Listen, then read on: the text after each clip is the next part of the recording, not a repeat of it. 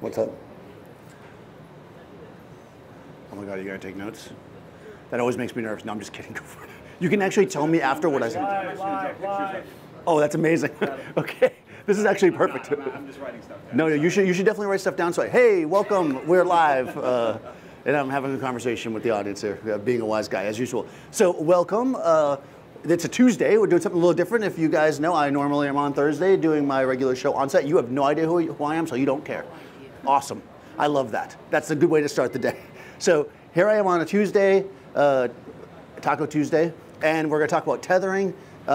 This is one of those things that whenever we shoot, we're always tethered. If you guys come and you see other presenters shoot, they're usually tethered. We all do it. It's kind of happening in the background. So we decided that we would do a presentation where we're going to kind of go over that part of it, right? Because normally I get everything set up before you guys get here, and then I'm just doing it, right? So we will do it so it feels more like a regular shoot. We're going to actually do a shoot. So we got Marissa. And we're going to make a headshot. So we're going to set up, and I'll go through the process, and we'll tether. First up, and the other big question I get a lot is, why do you use Capture One? I have Lightroom, so I'm going to use Lightroom to start. I know. And then we'll go from there. So, yeah, this should be fun. So, no, Lightroom is fine. No, I'm bugging. So, number one, the very first thing you need when you're doing tethering. Oh, by the way, if you're online, because we stream these, some of our friends from Tether Tools are in the chat. So if you have specific questions, because I will call things Huzi Muwatsits and stuff and not the actual name, they can help you. But this I know what it's called. This is the cable. The key to tethering, the most important thing you need to tether besides a computer and a camera is some kind of a cable, right? So you want to get the cable that matches your camera. My camera is a Canon 1DX Mark II. So I have the USB 3 on that side, and I have USB-C on this side, which is for my MacBook. So you're going to get whatever cable's right from your camera to your computer, right? That's key. If you have like I have an older cable that I use for my old MacBook that at a different end, you can get adapters and stuff too. But it's always better to get the straight cable so you're not worrying about a whole bunch of adapters. You're going to plug this from your camera to your computer pretty simply. Before we do that part though, the other thing that is really useful on this end is, actually I'll bring the camera over I guess. It's probably the easiest way to do it. Boom. So this is my camera. So this is called a jerk stopper. It stops jerks. Yep, exactly. Wow. Right? What are you doing up there? Oh, okay, so what you're going to do with this is there's two pieces to it. There's this part that goes on my cable. Just leave that on there. I plug my cable into my camera. Now you might say, Daniel, why do I need this? And the main reason is to stop jerks, right? So if you just have your cable like this, you could if you move the camera, especially if you are using a camera handheld, which a lot of people like to do. I'm on a tripod. You could pull it out. You don't want to do that because you can lose files. So what this is going to do, it'll mess with your connector. So this thing just kind of goes like this. Say hi, Mike. Hi, Mike. And then it just holds it so that it takes that tension away. This is the kind of I don't know if it's the first thing that they started with, but this is Tether Tools' long time standing solution. They also now have what's called Tether Block. Is that the thing that you have, Tether Block? Yeah, which is like a metal piece that goes under your camera, which is a little bit more hardcore. But this one works for me. And this is also very inexpensive. There you go. All right, we're halfway there. Now, second part. Yes, you have a question. I have a question. Yeah, so can you talk a little bit, as part of this thing, about the difference between live view and when you're shooting where you have to wait till you shoot to see the image, just to make that distinction? Okay, talk about live view versus shooting through the camera normally. I heard if you're doing most Lightroom, you have to shoot before you see what's going to be on the computer screen versus live view, you get to see it beforehand. Okay, no, maybe. We'll talk about that a little bit. Basically, you're talking about the shooting end of it, which we'll get to eventually. Yeah. I'm on my tethering table, which I really like. You can just put this on your countertop if you want. What's nice about this table, I don't know if you can see it, the whole thing from here, but basically, this allows me to put it onto a stand or a tripod. I have it on a C-stand technically, and basically create a surface where I'm able to put my laptop. It has various accessories. I have my cup holder, which is my favorite accessory for my coffee. So what I'm going to do is I'm going to take my tethering cable and I'm going to plug it into my computer. Now, it is my third couple. Now, there's lots of different jerk stopper pieces that can go at this end. For my table, I like to use this guy, which I have no idea what it's called, of course, once again. But Tether Tools makes it, it's like a little loop. They'll probably say what it's called in the chat. Did I show what it was? Spin the table when you put it on. Oh yeah, I'm going to. So, I just like to loop it in here. You can do it a lot of different ways. I like to do it like this. Makes my life easy. Ta-da! By the way, when I'm here setting this up before you guys come normally for an event, I do all this. I spin the table around. I point at it. I do just like this. It's exactly what I do. All right, so we've got the camera plugged in now. It is on, I believe.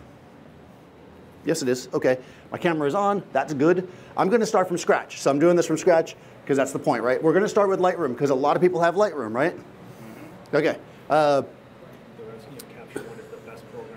Is Capture One the best program for tethering?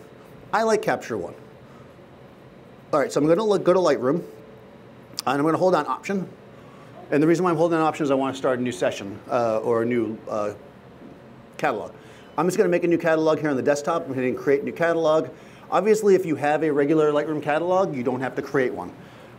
So I'm going to call it, this is how I do it. I always number things first with the date.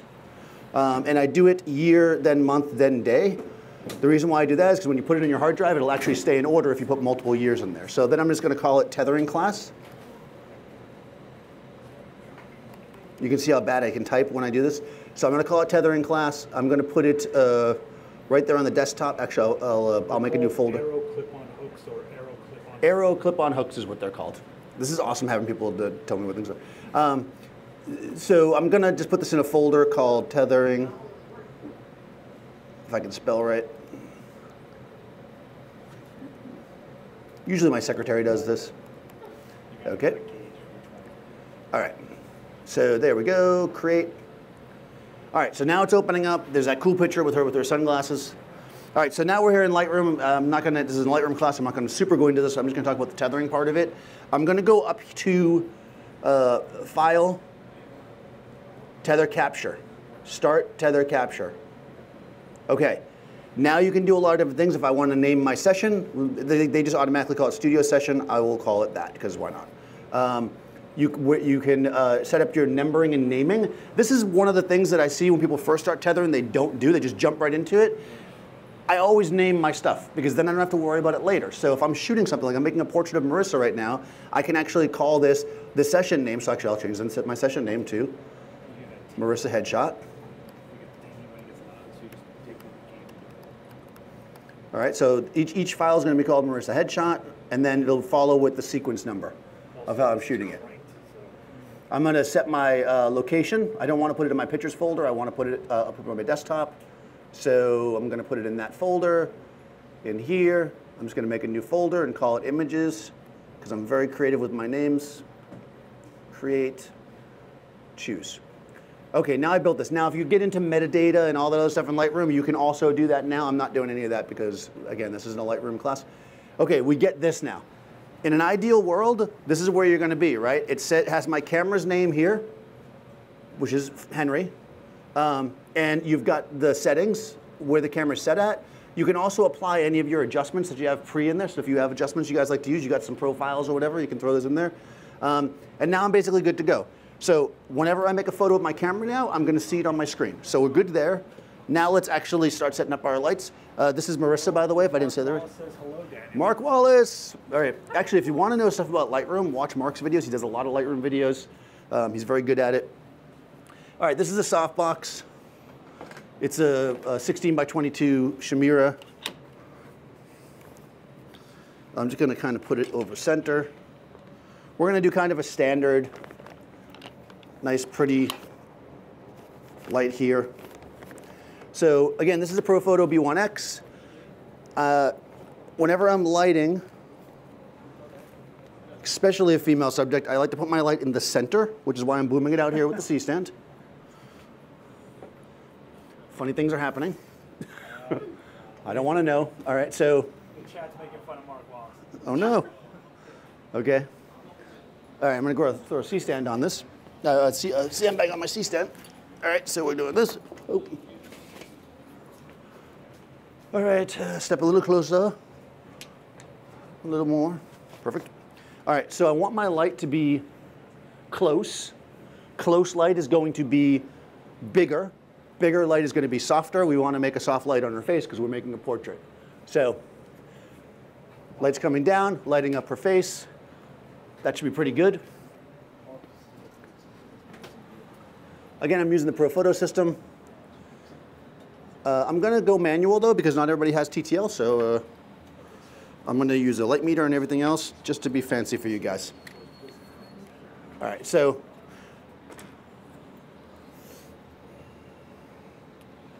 let's see. I'm framing it up now, nice and simple. I'm using the 70 on my 24 to 70 zoom here. You could use a longer lens if you like. I tend to like it to be a little bit more normal with my focal length. All right. All right. So I'm gonna, this is in my A group. So I'm gonna turn off C and B. Okay, if I'm going too fast on the lighting part, let me know. So far, so good. I just have one light now. This is a light meter. It belongs to the event space. Right. So if you've never used a light meter before, we're going to set our light meter. We're going to put in our ISO that we want to shoot at. And we're going to put in our shutter speed. Now, what are those two numbers? What should they be? 100. Okay, 100 ISO. That's correct. You just guessed, but it was good. What should my shutter speed be? I think it's 100. No, it's not 100. Good guess. 250. Why 250? Yeah. Why 250? 250 is my maximum sync speed with this, this camera. Now, I'm setting my camera at the lowest ISO to have the least amount of noise and the fastest shutter speed, and those two combined with whatever aperture that I want to set, I'm attempting to create an image with a completely black exposure before I use any of this stuff. Why? Because I don't want this light to affect my shot. Now, I happen to be in Adorama being lit by professional lights, but if, you know, normally you wouldn't want your environment to affect your shot. So we're going to get rid of that first. So I'm going to go 250, 100 ISO. I'm pretty close to her. I want to make sure most of her head's in focus. I'm going to start at f8, and we're going to see what we got. So what I'll do is I'm going to take my meter with those two settings, and I'm going to point it towards the camera. You can point it towards the light. You can point it wherever you want. Point it over there, whatever. But in this case, I'm pointing towards the camera. I'm getting 0.5. So there's like almost no light at these settings. So at f8, I should completely wipe out this light. Dave is on vacation. Okay. Oh, right. I'm sorry. I screwed up all my intros today. We got Seth on the Mighty Mixer. And Paul. We need an intro for you, Paul. We're going to work on that. All right. You're like Fernando. We never got a good intro for Fernando, so we stopped coming. Yeah, we did. All right. Okay. That's because I left the flash on. Because I wasn't paying attention because Marissa distracted me. All right. Hold on. No flash. Here we go. All right. All right. So now we've got an image with no flash, which is this one. I'm going to move this thing off here. I'll put it down here. Okay, so I've got no image here, right? I've got a black frame, more or less. If you want to be safe and know, you can go into your develop module. And I'm going to just grab my exposure slider over and just see, like, you know, there she's starting to come back there. I'm over 3 stops underexposed. That's pretty good. That means that there's some room there that if I need to bring the images up later in post or whatever, I'm not going to pick up ambient light in my shadows. So that's a pretty good place to be. I'm f8, right? I'm 250. I am 100 ISO. That will not change now. Now I'm going to light her. When you're doing studio lighting, you set your camera and then you light. You don't change the camera once you're set up. This is the way we're going to work. So we've got the light set up in front of her. Again, I want the light now to be f8, right? So I'm going to take my light, I'm going to turn it on. I'm going to take the meter. Oh, now, if you're going to drop a light on a model, it's always important to drop the softbox because it's soft.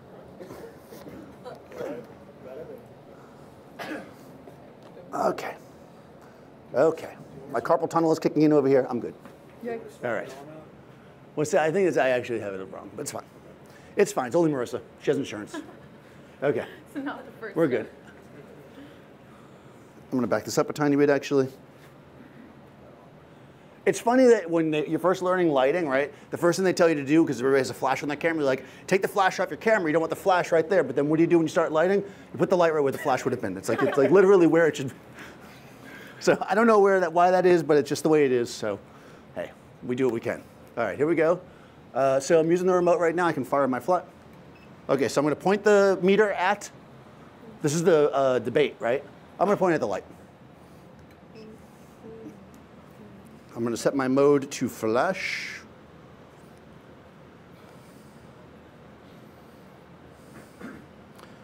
Setting the mode to flash. OK, here we go. This is my test. Bam. I'm reading just shy of 5.6, so I can use my controller to bring the light up.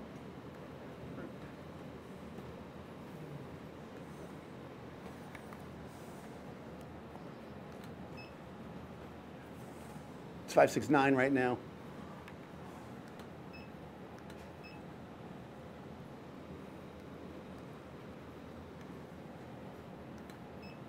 There we go, F8. OK, so now I've got my meter to F8. Hold on. I'm holding it. You're getting closer, way closer. Attaboy. Look at you. OK, I'm at F8, right? So now, in theory, with my flash firing, we should get an exposure. Here we go. So let's see, I'm going to put my focus point on her eyeball. Here we go. Cool. And there she is. There she looks like. OK, so we got a couple of things going on here. Number one, she's looking very blue, right? She's looking super blue. Let me go back to my little tethering dock here. It's on auto white balance. In other words, evil white balance. We'll change that. Nobody wants to be on auto white balance. Auto white balance is good if, actually I was shooting video. That's why I had it on auto white balance. I am going to use digital target. Thanks, Seth. First, I'm going to set it on flash, though, because, you know, step by step. All right, here we go. All right, so now we've got flash white balance. So that should clean it up a little bit, right? It looks better. But if we want really precise color, we're going to want to use some kind of a custom white balance. So again, this is one of the steps we're going to take when we're tethering, is we're going to, what's that? Do you always use a light meter? Well, it definitely helps to have a light meter. It's going to allow you to get your exposure pretty close right off the bat. In addition to that, you can hold it right up in front of your grill. The other thing that a light meter will do for you is allow you to do it when the model's not there, right? So if you're setting up something, like a lot of people are like, well, I'll just take a series of pictures until I get it right. But if you're shooting some, you know, CEO who's got only 5 minutes of time, you don't want them to get there and be taking pictures trying to set it up. You can get your light meter, get everything lit, you know it's right when they step in. All right, so that's a digital target. We put it in front of Marissa's grill. We'd take a photo of it. It is neutral, okay? Which means I can grab my white balance here, bam, and I can clean that up. So now I'm going to, now I know this is good color, right? So now when I make a photo of her, and what you got to do in Lightroom is you have to actually make, if I was actually tethering all day for this, because we're going to immediately switch to Capture One, because you can see I don't like Lightroom, you would make a preset with this color now and then apply it to everyone coming in. Remember I showed you at the beginning what the presets are? We're not going to do that. What we're going to do, though, is we're just going to make a photo like this. Stuck. Yeah, there it is. And then we're going to go over to develop, and we're going to basically, we're going to synchronize these. Let's see, check none, just the white balance, synchronize. Okay, so that should now clean up that color, and there we go, right? It's minor, but it's correct now, and that's what we want. And the thing is, you can do this later. Like what I generally do is shoot the target before I start. Unless it's way off, you can just sync it all later. You don't have to go crazy with getting it. This is obviously not lit yet though, so let's get the rest of the lighting in there. So number one, it's a bit shadowy for a headshot, so I'm gonna add a little bit of fill light in the bottom. Is that Cliff? Is Cliff handing out stuff in my class again? God damn this guy. Business, sir. Jeez, this guy's always walking around handing out stuff. You're blocking the camera, man. Come on. All right, step forward. Look at this freaking guy. What are you? I'm gonna. Oh, Cliff. You're really killing me here, Cliff. I felt the liver spots coming. All right. All right, so this is just a flag. You're such a hustler. All right. So we're adding a white card underneath. The white card is going to hit, some of the light's going to hit it. It's going to bounce up and fill in the shadows a bit. So let's take a peek at that.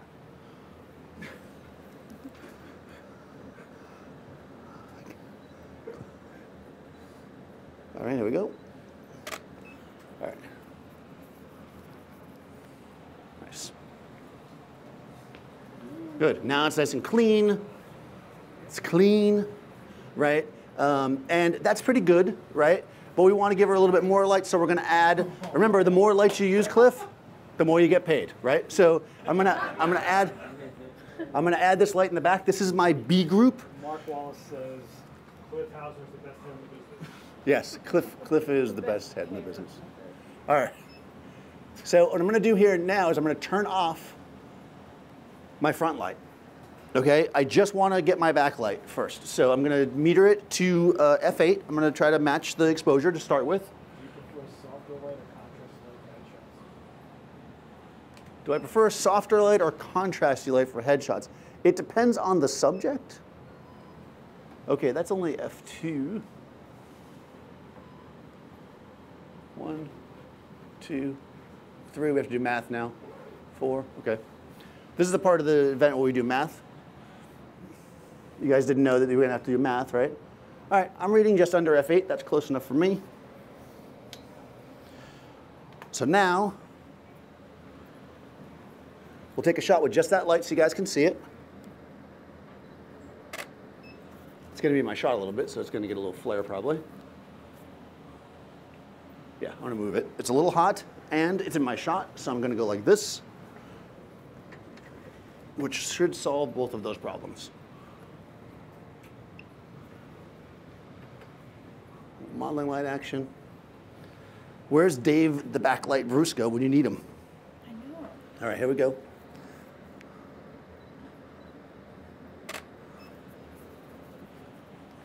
I like that you wasted a good expression for just the backlight. All right, so now we get a little hair light action going on. The thing is, you want to get close here. Don't get too crazy, right? I might look at that and be like, oh, that's a little too bright and start to get all your lights in before you start doing final tweaks. We're just getting close. So now I'm going to turn my A light back on. We're going to fire both of them, right? We're still shooting into Lightroom so we can see everything.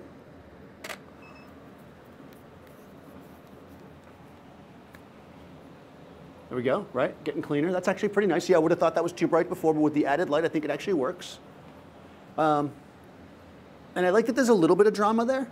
I mean, you could do like one of these like overhead even lights, but I kind of like that that's coming in and shaping her face, so I'm in favor of that.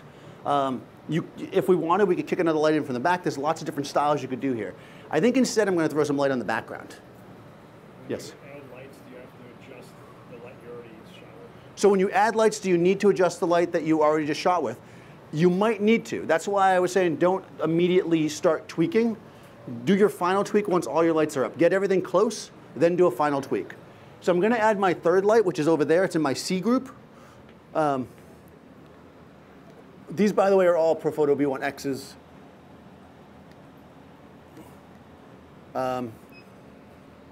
Okay, so there's a lot of different ways you can do this.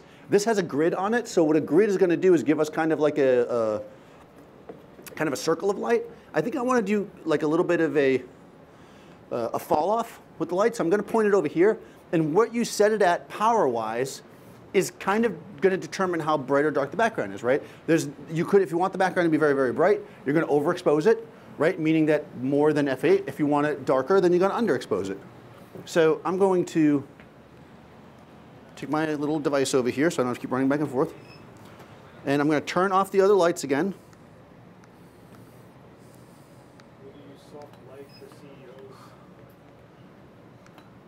Would I use soft light for CEOs? Probably. If she needs soft light, then she'll get soft light. All right, I'm reading at 4.5, right? That's like underexposed by almost 2 stops. But I think I want that, right? I don't want my background to be super bright here because I think that's going to look a little bit weird. Plus, because I'm throwing a gradation on it, I don't want it to be like harsh. So I'm going to start there.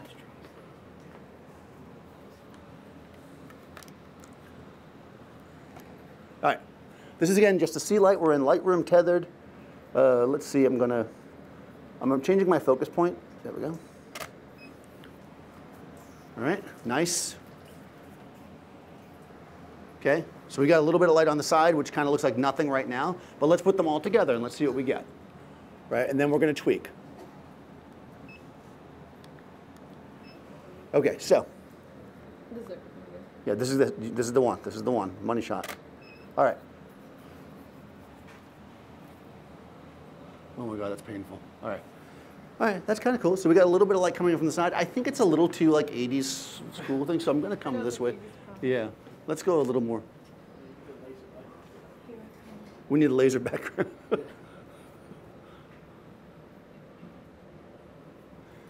Yeah, I'm going to just kind of put it over there. I think the exposure is good. I'm just going to change its position. I feel like it's a little too from one side.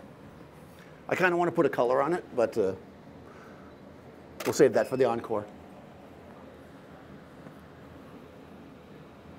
And what's great about this is we can see, there we go, it's a little bit centered. So we've got, you know, dark background with bright hair, and then we have light background with dark hair, so we're balancing out our shot, right? It creates kind of an even thing. If I didn't want to light the background at all and I wanted it to go dark, I'd probably throw light on both sides of her hair just to give her more separation, probably for a classic headshot. But this is kind of just a simple, nice shot, right? Okay, so, all right, in the peanut gallery. They're asking to get a cup of coffee while they're waiting for Lightroom to load. Yeah. Say something about that. Oh, there's some Lightroom bashing going on. All right, so if you have Lightroom, you can see that it works, right? And if you're familiar with it, it definitely, if you've never tethered before and you want to experiment, do it. But Lightroom isn't really, and I say this a lot, and people are like, what do you mean by this? This is why I wanted to do it this way. You can shoot into Lightroom, but it's not really tethering. If you want to really tether, you want to use something like Capture One, which we're going to use next. So, but I will say this is how you can do it. It's pretty simple. Not every camera can tether into Capture One. Some of them have to tether into Lightroom, so you know, it is what it is. If you like Lightroom, it works. You can do it. Also, if you have all your presets in Lightroom, it's nice. And yeah, and you can also shoot the camera from it if you want when Marissa's not looking, so she can be, unsuspecting. Yeah. Oh, see, she looks posed always, even when she's not doing things. Okay. So we didn't catch her being silly or anything. All right. So that's Lightroom. Question so far. Just going to kind of run through. Do you understand what's happening here, right? We've got our cable attached to our camera, to our computer, right? Our tethering cable. This cable is allowing us to transmit our images from our camera to our computer so we can see the actual file. So I guess that's why, I mean, it's going a little slow, but we're also pulling the full raw files into our system here. So we're able to, if I can click the right button, there we go. We're pulling full raw, so we can actually look, and okay, they're sharp enough. Do we like the color? We can look over here. Oh, I hate that this thing is in my way all the time. You can actually look over here and see everything that you want to see. You're looking at the actual photo. This is the advantage versus looking at the back of your camera, and these kind of things. Also, if you have a good system in place, like let's say that you like things that are, let's say you want your client to look at them right away to pick. Let's say it's a headshot especially, right? And they want to walk out and they want to know they got something. They can come into Lightroom like this. Now they're looking at the actual photo. She can look at it and she can be like, oh, I like that one here, so I'm going to put 5 stars on it, and basically we can go through and actually make our selects right there on the spot for the person. You can export really easily now. Again, I can just go, I'm right here. I can just hit these and I can go, oh yeah, I want these 2 to give to her right now. And I can hit export, And I've got all kinds of options here to export, right? Different sizes. I have presets in here for like models and you know, where I'm going to put them on YouTube, whatever I'm going to do with them, so that I can immediately drop them to somebody right away. You know, so it's the speed of transfer is really one of the other reasons to do this, like this. Also, you can set up a hot folder if you're like super high tech, and you can make the folder a hot folder like on a Mac with and have it actually dupe into a hard drive while you're shooting. They can walk away with the hard drive done. There's all kinds of cool stuff you can do. There's a hard drive right here. So like this has, thank you, Steph. So I'm not going to do that because again, that's another class. If you guys want to see that kind of stuff, those are probably more videos than they are sitting here watching me. Thank you. You got your little hard drive. This is Carnage. You can stick it in here. This is the hard drive holder. Wire it up. We can be shooting into it, or I usually shoot onto my desktop and then I dupe it into my hard drive. That's how I do it for a backup on the spot if you want to do that. All right, that makes sense so far? Pretty simple, yes. Okay, you know, what else we got going on here? Let's go ahead and go into Capture One. All right, so I'm quitting out of Lightroom. I'm going to show you Capture One now. You can download Capture One. There's a 30-day free trial. So go ahead and download it, or I guess buy it at Adorama. Download it for 30-day free trial. You know, if you like it, you can then pay for it. Also, if you use a medium format camera, like if you buy a Phase 1 camera or something, you just get it for free. So that's good. So this is Capture One. We're going to create a new session, just like we did with Lightroom. I'm going to come over here. I'm going to go New Session. And I'm going to do the same thing. I'm going to call it the date. I'm going to call it Marissa Headshot, right? And if you notice here in Capture One, what's going to happen is I'm picking my location here, and then it automatically creates all these folders. Capture, selects, output, trash. Also, my capture name comes up. So if I want to name the session something, maybe it's a big long name, right? I can name my individual captures something else right here before I start to set that up, just like you can in Lightroom. Open a new window is if you want to have multiple sessions going at once, which I never do. All right, so now we're in Capture One. We can see we have all the camera stuff over here. No longer are they just telling us what the camera's set at. Now they're actually camera controls, so I can make my changes from here as well. So I want to go to ISO 125, because who doesn't, right? What was that? That was that AGFA film that was 125, right? Yep. Plus X. Yeah, we wanted plus X. You want to shoot plus X. You're like old school, bust out the 125. But yeah, you can basically set all your settings here, and let's take a shot like this and see what it looks like. So we're already. They're asking for tethering. All you need is a cable. So for tethering, what you mainly need is the cable and software, and I guess a computer and a camera. And Marissa, right? And there she is. Yes. So you didn't have to set it for the tether. Okay, so did the Capture One just automatically pick it up? Yes. If you find that you're having trouble, you know, sometimes you'll have to go into the preferences and tell them what kind of camera you have, but generally speaking, it should just recognize it. I use this all the time, so it grabs it, but you can actually go into the preferences, which I believe is right here. Capture, oh, there it is. And I have all these cameras checked off. These are the cameras that I use, Canon, Nikon, Sony, right? I unfortunately do not use a Phase 1 camera anymore or a Leaf Aptus, so I don't have those checked off. What's that? And Fuji works on which one? Capture One. Yeah, Capture One. Oh, and Fuji, I guess, but they're not set yet. What about Olympus? I do not believe it works with Olympus. No, it doesn't. No. Yeah, they're on software. There's ways around it that people do, but they're kind of clunky, but if you want the power of Capture One, it can be worth it. You can set up basically a hot folder and auto imports. You can also do this in Lightroom too. If your camera is not capable of tethering to it, you can set up a folder and then tell the software that whenever an image goes into that folder, it should be added to the catalog. But it's slower, so it's really not worth it, I don't think, unless you really, really want to use it for something.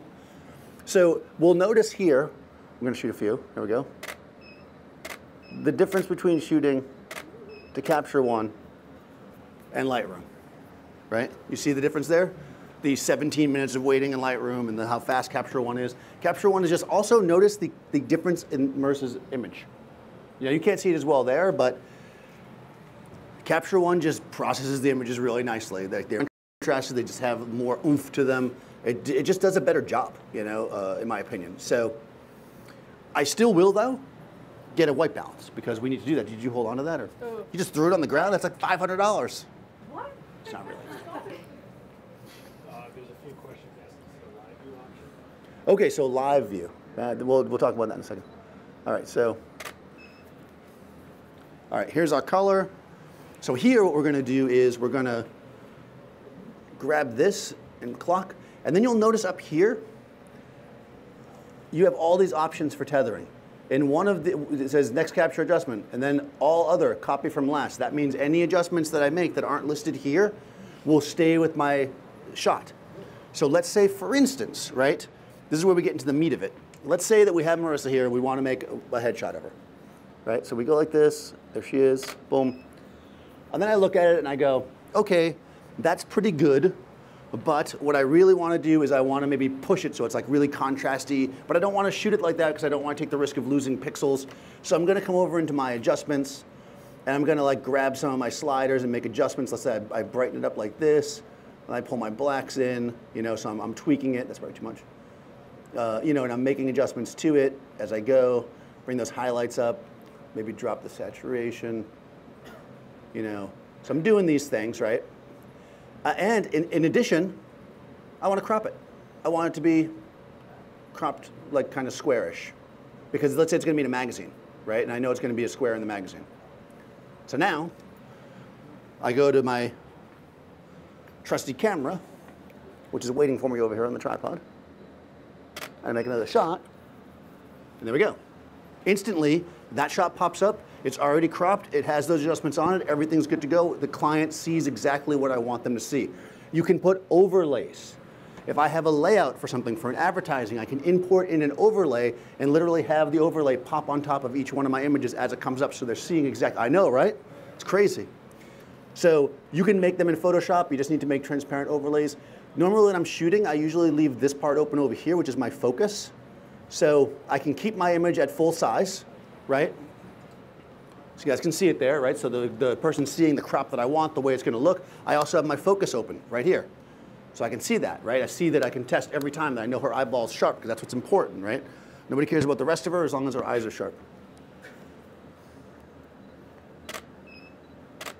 I can bang out and Capture One's fast. It'll stay with me, just like that. It's faster than a speeding Marissa, right? And then there we go, right? It doesn't stop, nice and quick, getting the images we want. And if later on you hate, right, those adjustments you made, these are raw files. You're not actually adjusting anything, right? So basically we can go back and make any change we want to any of these images. And just like Lightroom, we can star the ones we like, we can remove the ones we don't like, and there's lots of export and import options. Make sense? Questions? Okay, the live view. Okay, so your question's a little different, and I'll kind of try to cover it a little bit. Live view in this kind of sucks. I mean, what am I gonna say? I know, kind of. Listen, it does. So I can go over here and hit this little thing. And it's like, oh yeah, now I'm live viewing. But what do we see? Nothing. Why do we see nothing? Because we have our camera set so that none of the light in the space is going to affect our shot, which means that we can't really see anything. Now, if you're doing stuff where you can like turn the lights up to see it, or maybe if I had the modeling lights on, whatever, there's ways to make it work, but it's not the best thing in the world. It doesn't automatically adjust, so they should fix that, but they didn't, and I guess nobody cares. With the modeling lights? Sure, with the live view. It's still going to look like nothing, but. Let's see.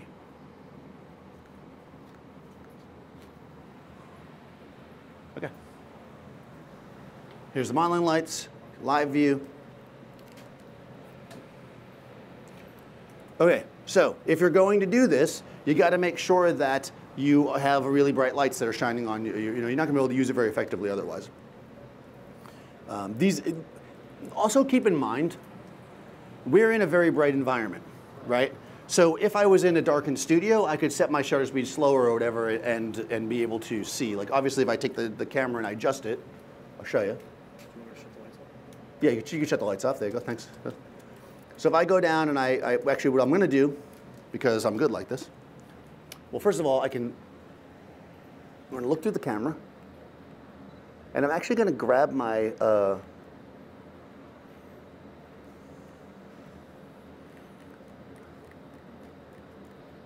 wow, okay, it's dark in here. All right, so let's see.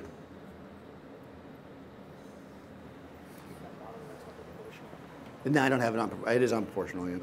I can't reach it, unless you can reach it. You got that, Paul? Go ahead, make a go for it. All right. Nope. No. All right, now we can see, right? Because I've set my exposure so that now we can see her live. And you can do that. It's not, you know, yeah, so, you know, she's there doing her thing. She's working it. And I can even take a picture from here if I want, you know, and it'll work. You know, so it'll pop up right here. You know, there it is. But what do we have here? Ghosts, right? Why is it we have ghosts? Because the ambient light is affecting our shot. So what you could do, if you really wanted to use the live view to set it up, if there was a reason that you felt like it was important to you, which I have used in the past for certain things, what I generally would do is I would turn the modeling lights off, then take the photo. You know, I'm most likely going to use the live view if I'm shooting a product, because that's usually what I'm doing. Like when I was doing a lot of product photography this last year, I took a client where I was doing a lot of product photography. I would have my big I had a big monitor set up, and I would basically turn on the live view. It was nice and bright in the room, and I would be looking through the camera, and I'd be adjusting the product, looking at my screen so I could see it perfectly. But then, when I went to go take the shot, I would turn the lights off or whatever and take the shot, or I'd adjust my thing. So that's basically how you have to do that. It doesn't adjust like the way your camera does. Now, some cameras, or if there is a way, maybe Capture One will give me the master class. I'm not a master of Capture One by any means. Like cameras, like Sony's, right, or EVF type cameras, you can set them so that the exposure that you see through the EVF is not what you're actually shooting. And even this Canon Ken 2 on the live view, so you could do that, but not through this system. So personally, I find that live view tends to add a tiny bit of delay unless you're using a mirrorless camera. Because what ends up happening is if you're thinking about using a DSLR, right, and you're using live view, basically your mirror is up, right? Your mirror is up because you're looking at it through the sensor. When you go to take a picture, it drops the mirror that opens back up again. That's how it does it. So you have this almost like minuscule delay. So I would say it's a little slower, generally speaking. No? Okay, how does focus software, which is Hasselblad software, compare? Well, if you're using a Hasselblad, it's much better. Because it's the only one that works. Yeah, Capture One is definitely much more full-featured. Actually, I will say that those Hasselblad files, not to go in a totally sideways direction, one thing that kind of is an issue in the world, and we should all try to fix, is that only Hasselblad does it. All these adjustments I'm making are here. If I take this raw file and I just take it and I throw it on a thumb drive and I give it to you and you put it on your computer, nothing. It's gone. The Hasselblad files hold the info. Literally, the file does. So I could give you one single file, you open it, and there, your focus, it has all the adjustments. I wish everybody else would do that. Maybe they should come out with that. But so, yeah, so like for instance, if you're shooting into Capture One, because this is a common thing, I'm shooting into Capture One, but I love to use Lightroom to archive, right?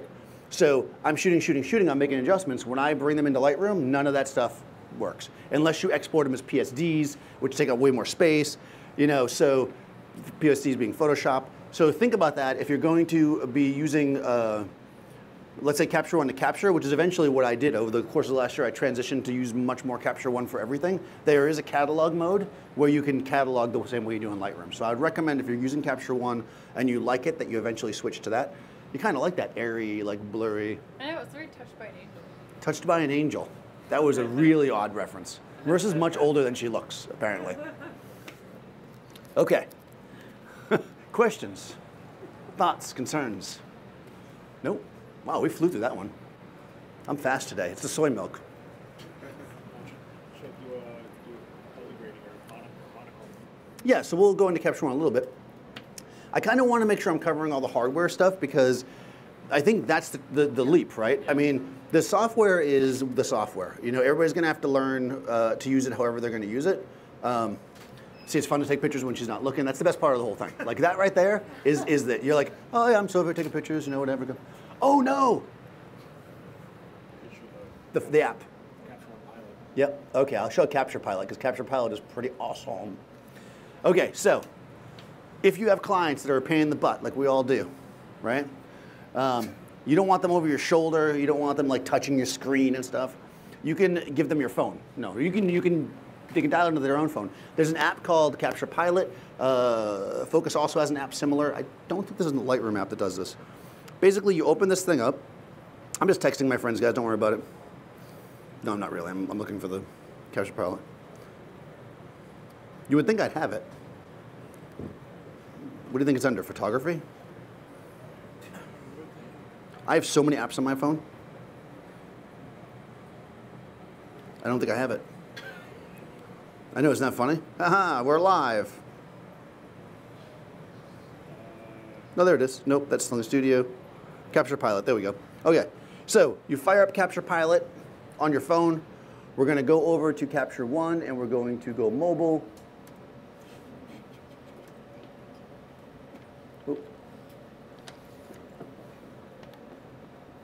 Let's see, basic folder, capture folder, mobile and web, start image server. Okay, so I'm going to start an image server. It wants my permission, so nobody look at my password. All right, so I've now started an image server. Can you back up to an external hard drive as you're using Capture One to shoot? Could you back up your hard drive while you're using Capture One? Can you back up on an external hard drive as you're shooting? Like Yeah, I mean, you could back up onto an external hard drive while you're shooting tethered if you set up like a hot folder system. Yeah, like Capture One itself doesn't do that. It will only capture to one spot. All right, there's my image. What's that? You could automatically back up your location. Yeah, you can. Yeah, location is what you would do. It wouldn't be part of Capture One though. It'd be your computer would do that. All right, I'm going to open it up. So I'm opening Capture Pilot. Oh, it has to be on the same Wi-Fi. Okay. Any questions while I'm trying to figure this out? Which I probably should have done at home before we came. No, I'm trying to get on the same Wi-Fi as the. So you have to be on the same Wi-Fi. I have a question. What kind of lighting are you using? Just some junk that I found on the street. This is Godox. Oh, that was a really nerdy question. Okay, no. Are those Novatron? Are those Novatron lights? Are those Norman packs? These are Normans. They're 2,000 watt second Normans. Is that Speedotron I've heard so much about? No, this is for photo lights. Okay, so now I'm into my thing and I can see, right? You can see them there. All right, don't get on my Tinder or anything, but all right, hold that. You have to confirm. All right, here we go. Not like anybody's calling it. All right, so show it to the camera, not just a random person in the audience. See, Seth is so much better at this than I am. Thank you, person in the audience. All right, so here we go. Boom. Marissa's ready. I'm like, hey, whoa, Marissa, work it. By the way, this is super good. If you're like a shy photographer and you don't like talking to the models, you can just stand over here. When you're tethered, you don't even need to like look at the model. You can just shoot. And if you pay the $10, which I didn't because I'm way too cheap, you can shoot from here too. Capture One, give me the thing because I'm not going to buy it. All right, so no, if you want, you can Capture One Pilot. Capture Pilot. It's for that's free. Capture Pilot is free. You can download a free 30-day trial of Capture One. You can get your cables. Tether cable is all you really need. They're generally about 15 feet long. These from Tether Tools. I like the orange ones. I'm just going to throw that out there. Orange is the new orange. And if you want to go longer, you can get a booster cable, which they also sell. They're called Tether Booster Cable, which is what Seth does. 3.0 active boost. Isn't boost also like that drink that they give like older people when they can't? Okay. Do I sell them? Yeah, I got a truck outside. Yeah, no, of course. Adorama sells them. Yes. Yes, sir. Are you going to come up? Oh, no. Oh, okay.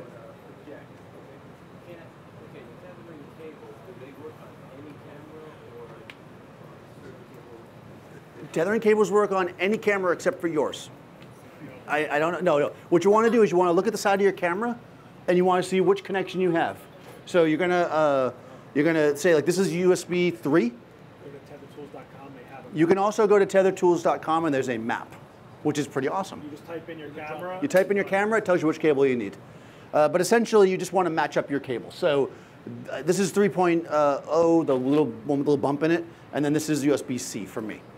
My previous cable was the A side, well, it was USB 3, but it was A, I think they call it, the old school, yeah. So it depends on your camera, but pretty much, I hate to say every camera, but I'm pretty sure that most cameras that are being made today can tether. Some older cameras can't. Most of them can tether on some level. You know, like Olympus, they can tether, you just have an Olympus app. You can't tether into Capture One. You can do it straight into Lightroom. Into your phone. Into Lightroom. Oh, into Lightroom. Perfect. Yeah, you can do it from Lightroom for Olympus. So if you got Olympus, you got Lightroom. Is there a way to wirelessly? Okay, so you can kind of wirelessly tether using the Case Air from Tether Tools. So if you want that, it's a pretty cool system. You can use your iPad or whatever. We actually have a video about it. You can check it out if you want to watch it. It was really fun. Sets in it. What's that? 1200sessions.com. You can see we used it. Case Air, it's called. It's pretty cool. It's not as fast as being plugged in. So, but if you want that wireless accessibility, it's really cool. What was the other? Oh, can you save to the memory card while you're tethered? Not in Capture One, as far as I know. Lightroom does, interestingly enough. So, points to Lightroom. Because it takes longer. I'm not kidding. Shut this all over, Bash. It doesn't save onto the camera memory card. The reason why is because it's sending the image directly from the camera to the computer. So this essentially becomes your memory card. I think the reason why Lightroom might be slower, and I don't know anything, I'm just making this up, is probably because it's saving to the memory card first, maybe, and then it's taken from the memory card. And some cameras let you do it, maybe like Sony's or something. Yeah, some of them, because they have like something in the camera that allows you to do it. This camera does not let me do it. How about the Nikon? As far as I know, no, not in Capture One. Tether block versus jerk stopper. So tether block versus jerk stopper, there's advantages to both. Jerk stopper is a much cooler name. So you can definitely be like, you know what this is? It's a jerk stopper. Like I couldn't have started this thing with that if I was, no, this is tether block, that's not cool. But tether block is really cool. What? Oh, I'll show the jerk stopper again. Seth's over here telling me to show stuff. Okay, so what's cool about the jerk stopper to me is that, first of all, it's cheap, and I'm cheap. But I can use these long cables. I just go right into it. The tether block, in order to in my opinion, in order to use it properly, you got to use a short cable and then do the extension. That's what you do, right? Yeah. Because it's a process to take it on and off. So you're going to want to leave it on the bottom of your camera, and you probably don't want to walk around with the 15-foot cable all the time. So I would do what Seth does, which is he uses the little cable that came with the Nikon, I guess, and then he uses the extension. So if you're going to use a tether block, which is pretty awesome, maybe I'm just jealous of the tether block, and that's why I'm making fun of it. You're just jealous of everything. I am jealous of everything. You can't beat me. Just remember that. Yeah. But yeah, I mean, you know, Seth's got black cables because he's cool. I like the orange ones. I mean, you know, what am I gonna say? You know, it's Halloween's coming. Yeah, so that's even has a black shirt on. Yeah, actually, it is also a bigger version of this table. I guess if you want to have like your lunch next to you. The arrow table. The arrow table. Yeah. These are really cool.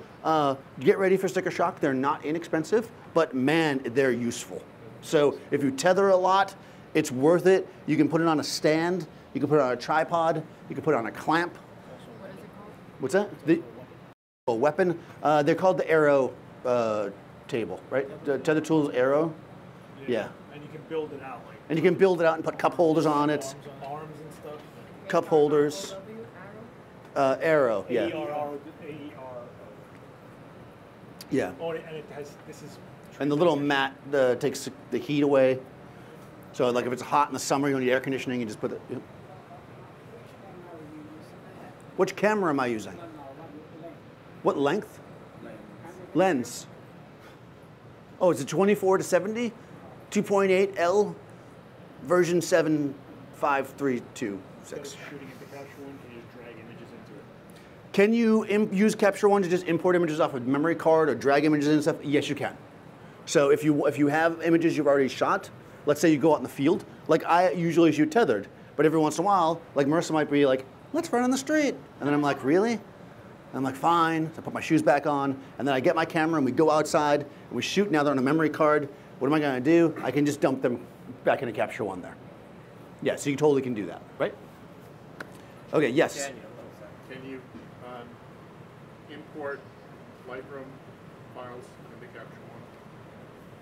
Like the Lightroom's like directories and stuff? No, you cannot import Lightroom's directories in, but you can take the files, I mean, which again, don't have any changes, so yeah. Basically, if you're already using something, like let's say Lightroom, and you want to use Capture One, I mean, actually Seth does a lot of editing in Capture One, I don't. It is a pretty strong editing software, but if you're already, like if you're unable to capture into it, I probably would just not bother to do that. I would just use Photoshop, I mean. Yeah, it is a really good RAW converter though. I mean, it really does do a good job with the RAW. So, and actually if you use Sony, Capture One is free. I should say that. Right? There's a free Sony version. Not everything. Oh, not everything. Oh, that's how they get you. No, they're like element versions. Oh, it's like an Elements version. You can only open, the Sony version only opens Sony files, the Fuji one only opens. Well, no, of course the Sony version only opens Sony files. Otherwise, you just be like, no, I use Sony, give me a free version. Come on. The free version just doesn't have all the tools. It doesn't have all the tools. Okay. So you get a version of it with Sony and Fuji, apparently, which is pretty cool because I like Fuji. Yeah, So that's brand new. brand new. Who knew? I have this Canon, so it's been working. Any other questions about that? What about those Wi-Fi SD cards? No. No, I'm not even going to talk about that. Go Why home. do people- No, I'm just kidding. So they make SD cards that have like Wi-Fi in them. iPhone. iFi, they're so slow. Oh God. But you know what they're cool for? I had one in my point and shoot camera for a long time because you can program that when you walk into a Wi-Fi, right? It just automatically dumps it. That's pretty cool. So like you have it on your, like if you do a lot of street photography or whatever, you can like put your iFi card in there and you shoot, and then when you get to your home, you just turn on your computer and it just like dumps by itself like automatically. That's kind of cool, but it's not a way to tether though. Needs battery hard. Yeah, it needs battery. It's definitely just not a way to tether. I wouldn't use it for tethering, but for that, you know what I'm saying? Like you're out there shooting, take 5 or 10 pictures that day, you just walk in your house, it starts dumping it out of your, you know, it's like every once in a while I'm like watching my TV, I have Apple TV, and then like my pictures from my phone come up and I'm like, how'd that even happen? It's like that. Who knows what's going on? It's like, why is my lunch on TV? Then I'm like, oh no, that's the thing. So, I don't know what's going on there. Okay, okay. Who wants me to take a picture of Marissa? I feel like I should take a picture because she's standing here. We were. Oh, color grading. Oh, monogram. Okay, we'll do that. All right, you ready? I told Marissa that she would get at least one good picture, which is really a stretch. All right, here we go. Here we go. All right. All right, so you can see here, actually I'm a little bit low. You got taller again. She always gets tall when we get into it for some reason. All right.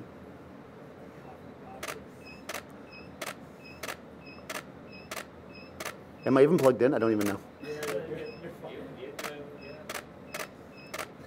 Oh, hold on. This camera has a motor drive. Get ready for the seizure. I don't know how to turn it on, though. Oh, there it is. Let's say goodbye to Marissa's revenue. Oh, what does that do? All right, hold on. What does that do? It says SL. I'm going to do that one. SL, here we go. I think it's the slower one, yeah. It's because there's no way the light's going to keep up with it. Oh, no, it's silent. That's lame. Let's just say take that feature out and give her something else, Canon. Because that's the most useless thing in the world. I mean, honestly, you have this camera and you need silent. Like, who's going to, what are you hiding from? All right, here we go. Regular L. I'm just saying. They could add another card slot. All right, here we go. Ooh. No, I actually have 2 card slots. I said no card slot. She's like, I'm working it. Okay, so there we go. All right, so let's do some color grading. So let's say now that we like this shot. We don't really, but we will say we do. She's looking a little sly, right? Nope, it made a boopy sound, so there's something wrong there. Well, do you want a serious headshot? You're not a serious. That's a good one. I like this one. She's like, like you thought that she was making like sexy eyes, but she actually just needed blank. It's like, All right. All right, so there we go. We got a shot. Let's pick one. All right, let's actually take a good shot. All right, let's take a good picture so we can color grade it. I don't want to color grade a bad picture. Gotcha. All right, here we go. Your hair is very wispy. yeah. I know. I Yeah, one more. All right, so here we go. How do you feel about Nikon SnapBridge? SnapBridge is actually really nice. I don't use it because I don't have the $7,000 it costs to buy it, but why it's not free, I don't know. It's not free. Isn't that the expensive one? Also, Nikon's capturing software is not called Capture. Like Nikon Capture is not their capturing software, which is so weird. It's like, why would you call something Nikon Capture and that's not your capture software? Anyways, but it's very good actually. Oh no, is SnapBridge the one where you had their online? It can go into your phone while you're shooting. Oh, that's cool. I've never used it. I can't say. SnapBridge. SnapBridge. It's a Nikon thing. Yeah. You can download the app right now. Is it only Nikon though? Yeah, it's a Nikon product. Okay, so Nikon makes some really good stuff, guys. I just like to give them a hard time. I'm sorry. So how does that one work? So you take the picture? Magic. You have to have your camera has to be a Wi-Fi Nikon. Yeah. So we're going to zoom in really close to our eyeball. The A10 might be Wi-Fi. Might be. Ooh. Okay. All right. So we're zoomed in. I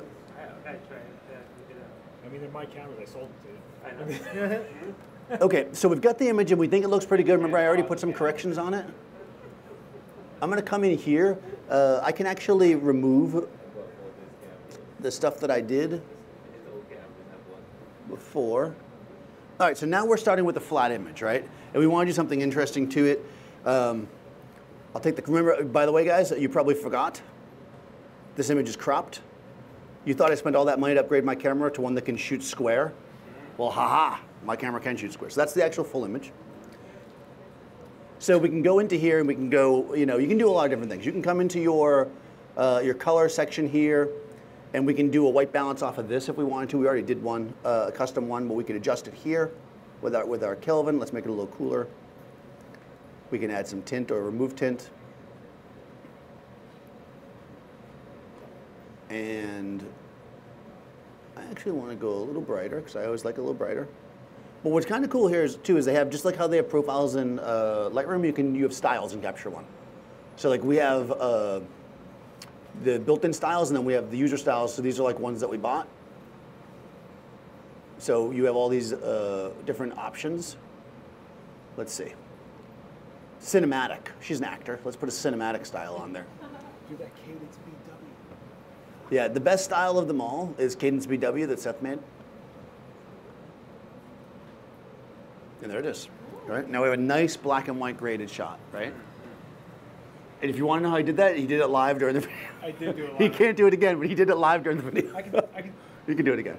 All right. So we do a nice black and white grade, and again, it's a raw file. We're not actually messing with the files. So, it's easy enough to do whatever we want to it, and then it stays the same. The other thing that you can do if you want to, because this is actually to people who use Lightroom, which is as this. If I want to do, let's say, an adjustment on this now, I can click on this guy and go, let's see, edit with. And I can come in and I can say, all right, I want to edit with Photoshop. And then I go, boom.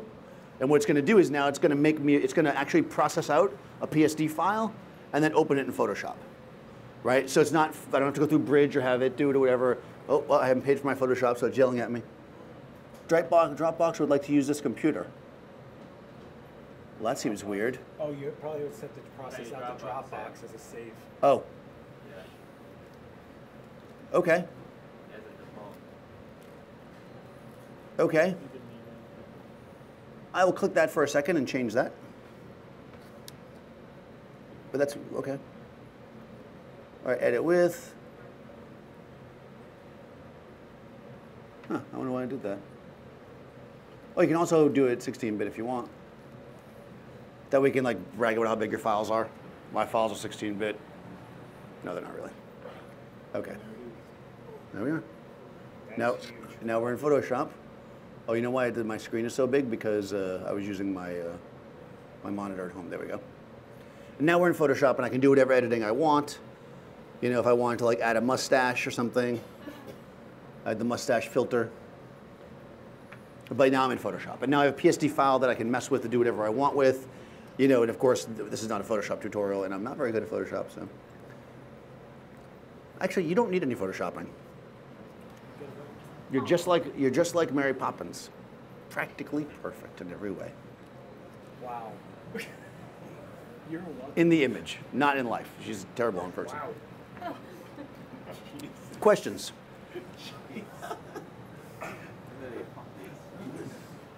Did I make it too complicated or too easy? That's what I always ask when nothing. Wasn't too bad? All right, I'm gonna start over and you're gonna set it up. No. Anything you guys wanna see? Do you want, what about tethering? We did live view. We shot into Capture One. We shot into Lightroom. We used the various cables. It's pretty, right? It's pretty simple, right? It's not as scary or complicated as it looks. Now, granted, you have to get used to the flow of, I'm gonna have my laptop, I'm gonna be ready, but that little bit of extra time that you take is gonna give you a lot of more control and a lot more quality because you're gonna be able to see everything, yes? Go over the star system and how it organizes itself. Yeah, I mean, you can star stuff, yes. Okay, so you showed how to tether onto the laptop. Did you show how to, I'm sorry, I was in a meeting with the secret. Did you show how to tether? Was it a good meeting or were you in trouble? I don't wanna know. All right. That says it all, right? Yeah, yeah. Did you show how to do it? Are you able to do it to a monitor? Okay, so if you're just putting the images to a monitor as you shoot, then you're not really tethering. You're just basically using the HDMI to a monitor. So I didn't show that because that's, in order to do that, what you would do is just take the photos like you normally would, and then when you hit play, it would show up on the monitor.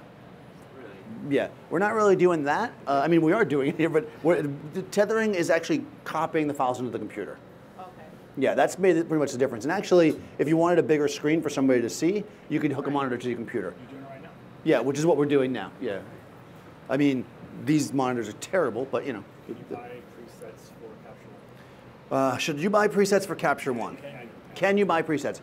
Yeah, I mean, you can. They have all those style packs. I mean, I think they're cool, and I like to have stuff, so of course I did, but like I use Cadence BW. The thing is, you can make your own. And I recommend this for anything, right? If you're gonna, we're getting into philosophy.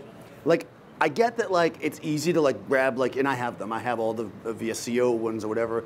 But ultimately, you should take your images and manipulate them to the way that you want them to look, and then save those things as your profiles. Because the thing is, when you buy a generic profile, it's based on like a baseline photo, but you're not baseline, right? You shoot the way you shoot. So you don't necessarily want that, right? You want, even if you want that look, you want it for your photo. So you're gonna want to create your own. So I'm not gonna say don't buy them, but, because of course I bought them. So, but I would say try playing with it yourself. Get some things, get a style that you like. And remember too that when you're shooting, to shoot consistently to that. So like, I generally shoot, which I didn't today because I was trying to show something, I generally shoot hot. Like when I'm shooting, actually let's just do that. All right, we're resetting. So if I was actually gonna shoot this, yeah, this is a question. Can you show the photo full screen and Capture One with nothing else? You can, I don't know how to do that. Do you know how to do it? It's in view, I think. Yeah, you can make it just full screen with nothing else around it. There's a full screen. Viewer mode. See down? All the way at the bottom, right there, full screen. There you go. So let's say that you just wanted a picture of Marissa. And of course you can shoot like this too. I like the stuff around it because it intimidates people and makes them like nervous. So I can yell at them. Like if a client starts saying something, I'll be like, look at these numbers, you know. All right, so here she's in black and white. Let's go back to color. Okay. I just hit escape to get out of that, which I was hoping would work, and it did. And you can just do Apple R to reset the whole thing. Okay. Okay, so I'm just gonna go like this, and I'm gonna go like that. Okay, so I reset everything here by hitting all others, that way I took away the color. So if I was actually gonna shoot this, let's get down to it because I shot it pretty safe to show you guys something, but like I actually shoot very close to overexposed. I like to shoot that way. So just the simplest way to do it without having to tweak all the lights here is I'm just going to, oh actually, I can do it like this because I have Pro Photo. I'm gonna bring all my lights up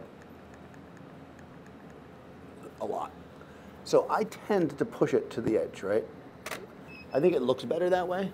Yeah, that's closer to how I would shoot it. So now, I normally shoot like this, right? So when I switch this to Cadence BW,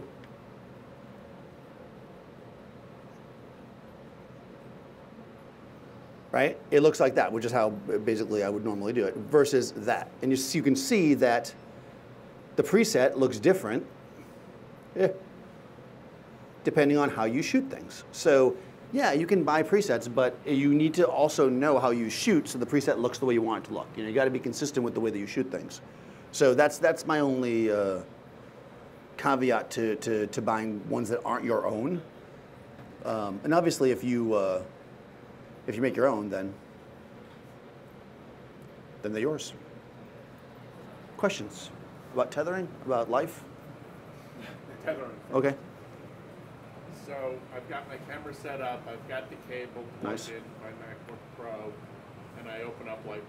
Nice. And then what? How do you set it? How do you make it work?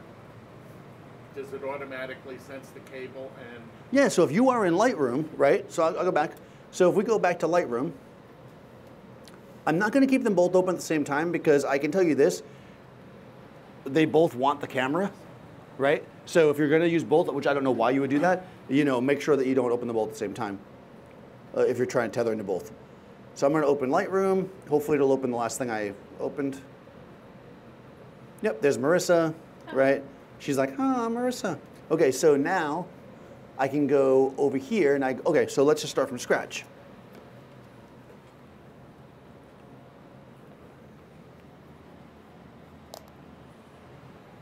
Hey, welcome to, no, just this part from scratch. All right, so I'm in here and I want to shoot tethered, so I'm going to go over and I'm going to go, let's see. Why do you shoot hot? Why do I shoot hot? Well, Don't. because the noise in images is in the shadows. So you're always better to be on the hot side as long as you don't blow out your highlights. When everybody switched to digital, they all got paranoid about blowing out their highlights, so everybody started shooting dark, and that's the wrong way to do it. So I'm telling you you're wrong, that's it. Right, Cliff? Right. Use ProPhoto lights, shoot bright. All right. Okay, so we come in here, and I'm going to call this Marissa headshot bright.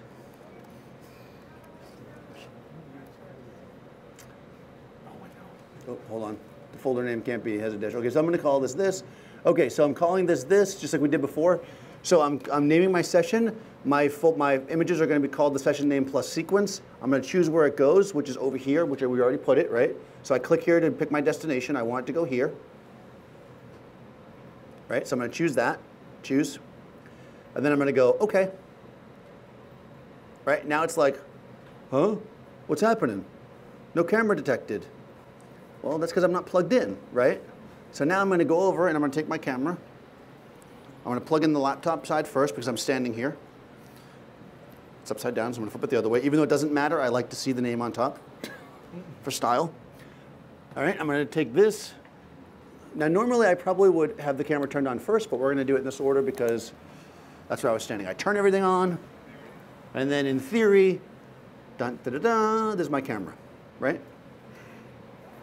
You see all these things here, and it's kind of like if you've come from Capture One, you're like, oh God, I want to change these. Oh my God, I really want to, but you can't. I love how the chat knows who Cliff is. I just spelled his name wrong. All right, so I'm going to go over here, and I'm going to go to my, I just told you not to use presets. I'm going to put a preset on. I'm going to go into my, I have all these presets I've ever just said. Yeah, let's see, yeah, exactly. What do we like? Let's see. I am a big fan of E200. What do you like? You like Velvia? It's too punchy for a headshot. Yeah, it is. I'll do Velvia because Provia. All right. Ultra 400. I don't think they have a portrait one. Agfa. All right, stop yelling stuff out. I'm going to put on ASCII if you don't stop it. All right, here we go. So now I've set my Provia profile, and I'm going to come over here, and I'm going to be like, you should be happy because I'm shooting you with Provia, which is a chrome film, because I'm cool. All right, I'm going to take a shot. And there it is. That speed difference. Yeah, and then it looks just like film, right? That grain. It looks just like it. All right, so here we go. We're going to shoot a couple like this. Marissa likes it. She's like, my blacks are blocked up.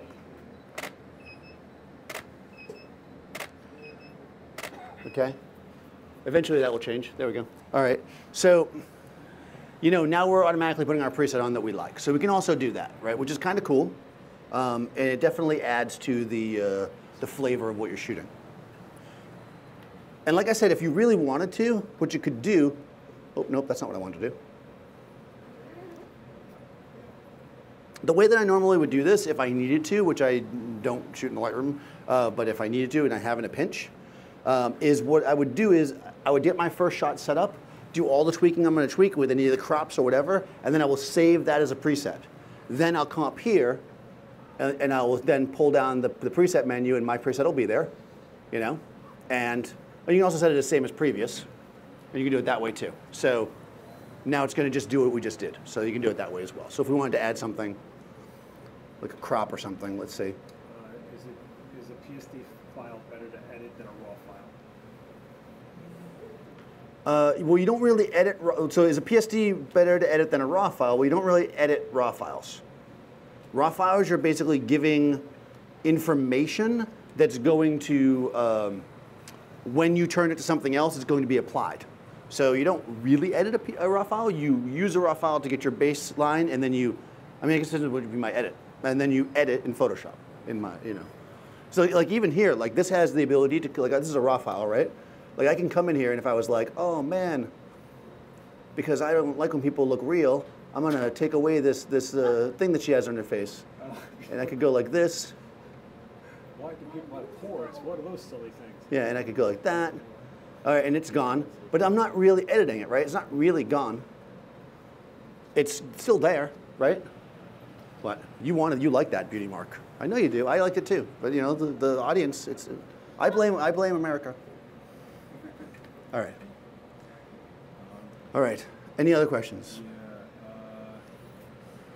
I kind of like that Provia thing, right? It's looking like, does it look like Provia to you? I would never really shot Provia. I was much more of a Kodak guy. Tell them no, they can't get my Capture One presets. No, you cannot have Seth's Capture One preset. He can't even get it. No, it took months to get it. So I'm sorry. So the program that you were using originally at 5 o'clock when you started taking the pictures was you had the Capture Pilot app on the computer. That's what you were using on the computer. At 5 o'clock? You weren't here at 5 o'clock. I wasn't here. Because you were at the teacher meeting, yeah. Yes, that's why I'm No, when you came in, I was using Capture One. This is Lightroom. What application or program are you using when you tether it, when you take the pictures? Currently, I'm using Lightroom. Like, Before that, I was using Capture One. So they're both capture solutions. I always use Capture One, but I always get a question about using Lightroom, so I decided since we're doing a session on tethering, I would cover that. You know, if you've got Lightroom and you've never tethered and you just want to try it out, you know, have at it. I still, or if you can't use Capture One because you have a camera that's not compatible currently, it's good. It does the job. It's not as robust as Capture One, is what I'll say. For tethering, I mean, it's great for other things. And I'm a huge fan of Lightroom, so I don't want to feel like I'm bashing Lightroom. I don't like this bar, though. Where can I put it? Oh, there we go. Just tell everyone in the chat that they go to tethertools.com to find out what Do game you of the save camera that is. with your presets and your editing? Are you still just saving the raw file with the edit data attached to it? Yes, unless I export it. Right now, I'm not, right, if I leave this now, it's all just saving it, right? If I were to take this file that I just shot of Marissa, this very introspective Marissa shot, and I opened it, let's say in Capture One or Photoshop, just from the Finder, like if I didn't like use this to process it, then it would just look like the original file I shot, right? It would look Reopened it from your external hard drive in Lightroom. in a different version of Lightroom. So basically, this version of Lightroom is holding on to the Lightroom catalog is holding on to all these changes. Okay. The file is not. So if I just took this file, let's say this raw file, and emailed it to you, and you opened it in your Lightroom, it would just be blank. Yeah. So that's the unfortunate thing. The only files that I know of, and unless somebody out there knows something different, let me know, is Hasselblad. They're the only ones that hold on to it. Send the whole session if you want. Well, you can send a whole session, of course, too. Right. But if you want to, Retouch it. but yeah. you can save as, if you wanted to have the edited version, save as. Yeah, what you would do is you'd come over here, like let's say Marissa likes this. We're gonna go over to, this is actually going, actually I'm gonna put this on my Instagram right now, live. All right, so I thought we So- killed that API. I'm gonna go over to, I'm gonna go to here and I'm gonna say, I actually have a bunch of these set up. Hopefully none of them have swears in them. All right, so this one's called Models. It goes to Dropbox. It automatically resizes it to the sizes I like to give files to models, which is 2,000 pixels on the long end, which is plenty. It sharpens for screen. I leave all the metadata because, except for my personal info, like how tall I am and stuff. We don't want that in there. So I go over there and I'm going to say put in folder, subfolder. I'm going to call it Marissa Art, right? And then I'm going to change where I'm saving it. I'm going to put it on the desktop. I'm going to let's see. I can rename it here if I wanted to as well. I'm not going to, but I can. And then I'm going to hit. Oh, always make this 10. Like, I don't know why people are saving. I guess to make the file smaller. sRGB is going to be best for saving it on the web and stuff because that's how people see stuff. We all think we're cool as photographers and do Adobe RGB, but like if you're exporting it for the web, everything's in sRGB, so you leave it there. That's how most people see it, I should say. Shoot in Adobe RGB, but export and yeah. Okay, so now on my desktop, if I had done that correctly, which apparently I didn't. Where is it? It's in the folder. We're sorry. Oh, I put it in a folder. Thank you. Whew. It's a good thing you're here, Paul. All right, so now this is exported with my Provia settings. It's 2,000 pixels. It's ready to go. I could airdrop this to Marissa right now. She doesn't have her phone on her, so I can't do it. And we're done, right? So it's that simple. What I normally do, and I actually have a video about this on my YouTube, so I'm not going to go into it too much, is I actually have that model thing set up and I go right into Dropbox. So I'll usually like do a process and I'll just hit it and everything just goes into Dropbox and I just share that folder. And they're done, right? But that's pretty much it. It's as simple as that. It's super convenient. And they have all the, I kind of like that shot actually. Send that to your mother. Someday, yes. You don't like it. What about Capture One? Does it have something similar where you can like edit the image and then export the... Yes, Capture One, you can do the exact same thing. In fact, in a way, in a more robust way. See, with Lightroom, what you can do is, so if I'm in Lightroom and I want to export this, let's say, to print in my portfolio, to put on Tinder, to put it on whatever, I can go into here and I've got like all these options. So I go, oh, this one's for Instagram, and I can export them. In Capture One, what you can do, the same thing, except, I know, you get excited, except, dun, da, da, da. I've never opened and closed so much software in my life. Okay, see how there's a bunch of stuff over here? You can check off multiple ones. So I can make 5 different selections. I'm going to make a TIFF, I'm going to make a Photoshop, I'm going to make one big, one small, whatever. I can hit this here, process, and it will process the same image multiple ways in multiple sizes and whatever. So it's faster if you're going to do that. Like if you're going to like bang stuff out, that's really good. You know, it's pretty cool, right? I know. Here's my amateur question then. Uh-oh. So, Capture One, sorry, Photoshop, and Lightroom, they are all just editing programs, pretty much. Okay, so this is a good question, I think. Capture One, Lightroom, and Photoshop are all editing software. Well, it depends on what you mean by editing. Capture One, I would say, is primarily a capturing software. Yes, you can do a large level of retouching with it nowadays. Photoshop is really just for retouching. There is this like hack where you can kind of shoot into bridge, but nobody's doing that. Lightroom for me is more like a cataloging software. Like I use Lightroom to catalog all my stuff and to organize. I think it's really good at it. You can tether into it as we just did, and you certainly can edit in it. Yeah. In fact, if you use Lightroom or Capture One well, and you don't do a lot of like really heavy-duty retouching, you probably could do 99% of your images just in Capture One or Lightroom. You know, you can adjust all your levels, make it the right contrast, take out little tiny pimples and stuff. You know, make dodge and burn.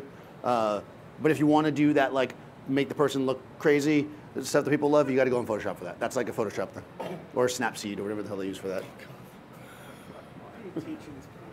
What? I'm drinking soy milk. Okay, so yeah, as far as to get started, I mean, first of all, just bring all your credit cards forward. No, but seriously, to get started, all you really need is a cable, your camera, and your computer. You can go to tethertools.com. They've got a big chart.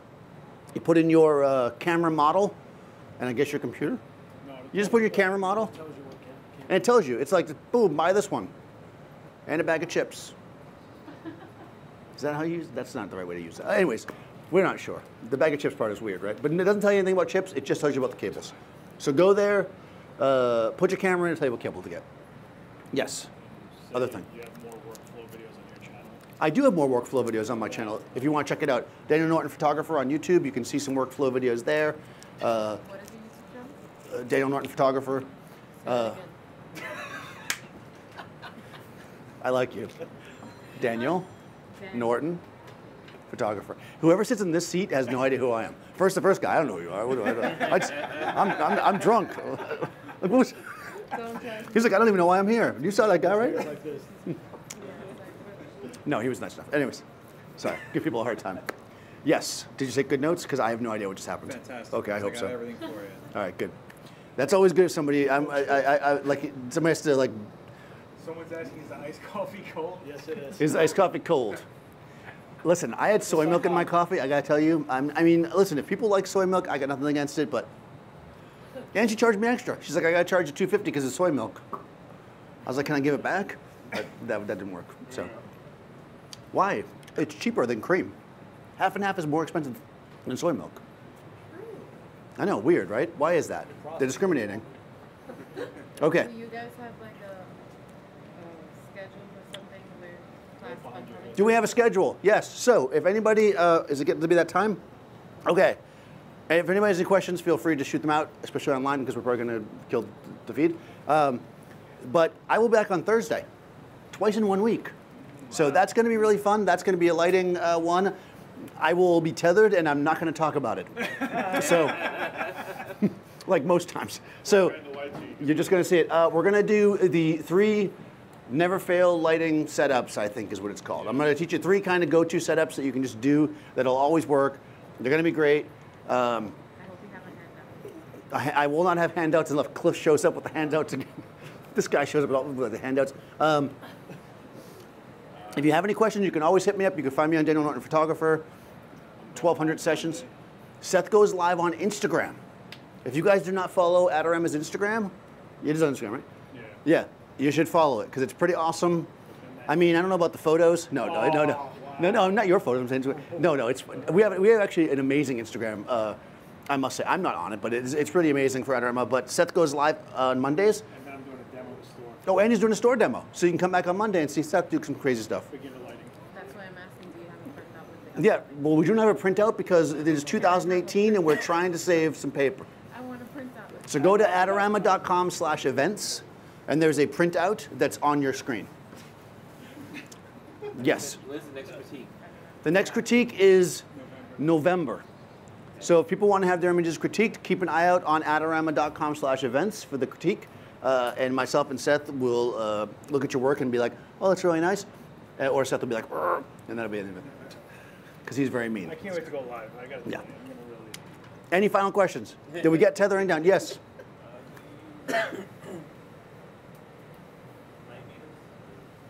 Do I use light meters? You just used them like that. Did you come in late?